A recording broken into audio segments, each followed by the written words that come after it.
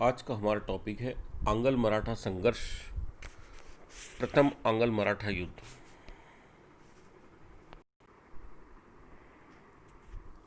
आंग्ल मराठा संघर्ष। प्रथम आंग्ल मराठा युद्ध के समय तत्कालीन परिस्थितियां निम्न प्रकार से थी। मुगल सम्राट शक्तिहीन थे। 1761 में पानीपत के तृतीय युद्ध में अब्दाली के हाथों मराठों की भयंकर पराजय हुई। नवीन पेशवा माधवराव प्रथम ने अपनी खोई प्रतिष्ठा को पुनः प्राप्त किया और निज़ाम और हैदर अली को हराया। मुगल बादशाह शाह आलम द्वितीय को दिल्ली में 1772 में प्रवेश कराकर गद्दी पर बैठाया, लेकिन 1772 में पेशवा माधवराव प्रथम की मृत्यु से मराठा शक्ति पुनः कमजोर हो गई और अंग्रेजों को भारत में अपनी सर्वोच्चता सिद्ध करने का अवसर प्राप्त हो गया। अंग्रेजों का हित किस में था, ये हम देखें तो अंग्रेजों का हित इसमें था कि दक्षिण में जो तीन प्रमुख शक्तियां थी, पहला मराठा, दूसरा निज़ाम और तीसरा हैदर अली, ये आपस में लड़ते रहें और मराठा गृह युद्ध में फंसे रहें ताकि ब्रिटिश भारत में अपना विस्तार कर सके। प्रथम आंग्ल मराठा युद्ध 1775 से 1782 तक चला। 18 नवंबर 1772 में रघुनाथ राव भोंसले, जो पेशवा माधवराव का चाचा था और स्वयं पेशवा बनना चाहता था, उसने अपनी पत्नी आनंदी बाई के सहयोग से, जिस पर उसका बहुत प्रभाव था, उसने 13 अगस्त 1773 में नारायण राव की हत्या कर दी। लेकिन नानाजी फडणवीस, जो बालाजी जनार्दन भी कहलाते थे, ने 12 भाई संसद का निर्माण किया और नारायण राव के मरने के बाद उत्पन्न पुत्र माधवराव द्वितीय, जिसको सवाई माधवराव प्रथम भी कहा जाता है, को पेशवा घोषित करवाया और स्वयं उसका संरक्षक बना। राघोबा अब विवश होकर अंग्रेजों की शरण में मुंबई चला गया। सूरत की संधि 6 मार्च 1775।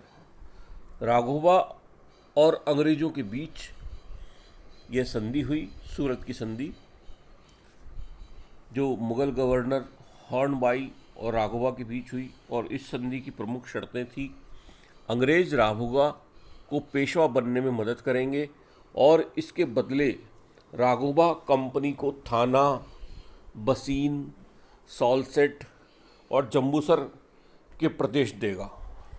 तीसरा, राघोबा की सुरक्षा के लिए 2500 अंग्रेज सैनिक पूना में रहेंगे, जिसका व्यय 1,25,000 रुपये राघोबा कंपनी को देगा। तीसरा, राघोबा अपनी सुरक्षा के लिए मुंबई शाखा को 6 लाख रुपए देगा। चौथा, राघोबा यदि मराठों से कोई समझौता करता है तो उसमें अंग्रेजों को शामिल करेगा। इस संधि को करने से पहले बम्बई शाखा ने गवर्नर जनरल बंगाल की अनुमति नहीं ली, जबकि रेगुलेटिंग एक्ट के अनुसार गवर्नर जनरल की अनुमति इसके लिए आवश्यक थी। मराठों और अंग्रेज संधि में यह था, अभी तक जो इनके बीच में संधि हुई थी, कि अंग्रेज मराठों के विरुद्ध कोई कार्य नहीं करेंगे, जबकि सूरत संधि मराठों के विरुद्ध थी। इस युद्ध की घटनाएं 18 मई 1775 को अंग्रेज व मराठों के बीच अर्रास का युद्ध हुआ, जिसमें मराठे पराजित हो गए और अंग्रेजों का सॉलसेट पर अधिकार हो गया। लेकिन सूरत की संधि बिना बंगाल काउंसिल की पूर्व अनुमति के की गई थी, इसलिए बंगाल काउंसिल ने युद्ध बंद करने का आदेश दिया और युद्ध बंद न होने पर बंगाल काउंसिल ने कर्नल अपटन को मराठों से समझौता करने पूना भेजा, लेकिन कोई समझौता नहीं हो सका। इधर एक विरोधी मराठा सरदार सदाशिव भी मराठों से युद्ध करने आ गया। अब विवश होकर मराठों ने अंग्रेजों से 1 मार्च 1773 को पुरंदर की संधि कर ली। अतः इस चरण में मराठे पराजित हुए। पुरंदर की संधि 1 मार्च 1776, जिसकी प्रमुख शर्तें थी। इस संधि पर मराठों की ओर से सुखराम बापू और अंग्रेजों की ओर से कर्नल अपटन ने हस्ताक्षर किए। इस संधि की प्रमुख शर्तें: मराठा अंग्रेजों को 12 लाख रुपए देंगे क्योंकि राघोबा पर उन्होंने इतना रुपया खर्च किया था। सूरत की संधि को रद्द माना जाएगा और राघोबा को मराठा 3,15,000 रुपये वार्षिक पेंशन देंगे। राघोबा सेना नहीं रखेगा और गुजरात के कोपर गांव में जाकर रहेगा।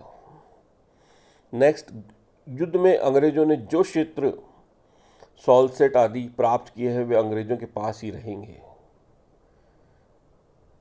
लेकिन बम्बई शाखा व गवर्नर जनरल वॉरेन हेस्टिंग्स दोनों ही इस संधि को स्वीकार नहीं कर रहे थे और विद्रोही मराठा सरदार सदाशिव राव को पकड़कर उसकी हत्या कर दी गई। एक अफवाह यह फैली कि मराठा दरबार में गए फ्रांसीसी दूत सेंट लुबिन से मराठों ने संधि कर ली। मराठों ने फ्रांसीसी दूत को वापस भेज दिया, जबकि मराठा दरबार में गए अंग्रेज दूत मॉटसन ने सुखराम बापू, जो पुरंदर संधि का हस्ताक्षर था, को अपनी ओर मिला लिया तथा राघोबा की मदद के लिए तैयार किया।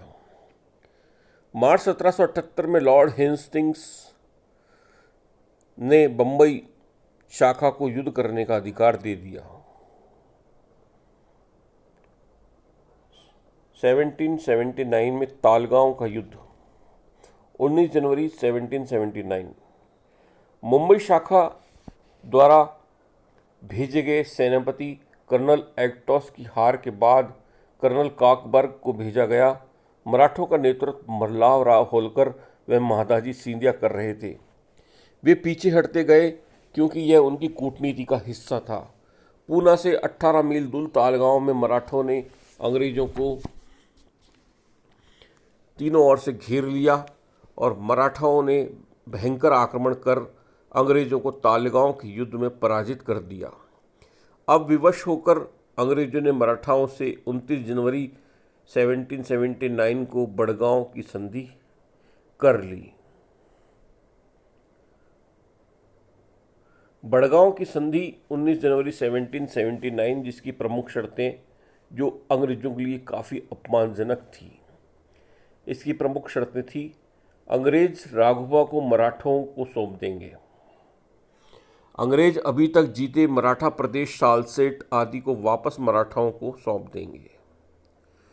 सिंधिया को भड़ोच के राजस्व का कुछ हिस्सा प्राप्त होगा।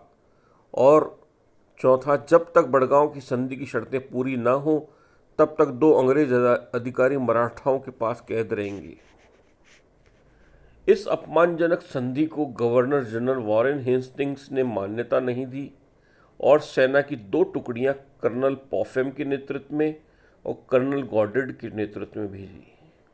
कर्नल गॉर्डर्ड ने अहमदाबाद और बसीन पर अधिकार कर लिया, उधर कर्नल पॉफम ने ग्वालियर पर अधिकार कर लिया।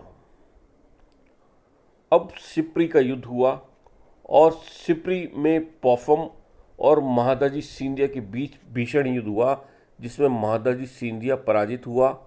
इधर गॉर्डर्ड पूना के समीप मराठों से संघर्षरत था, लेकिन इसी समय हैदर अली ने कर्नाटक पर आक्रमण कर दिया, क्योंकि ऐसा करने के लिए उससे नाना फडणवीस ने कहा था।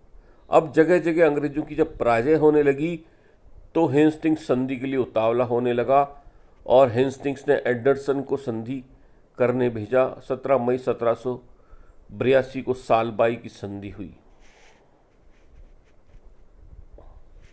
सालबाई की संधि 17 मई 1782 को हुई, जिसकी प्रमुख शर्तें थी: अंग्रेज राघोबा का साथ छोड़ देंगे और सवाई माधवराव को पेशवा मान लेंगे।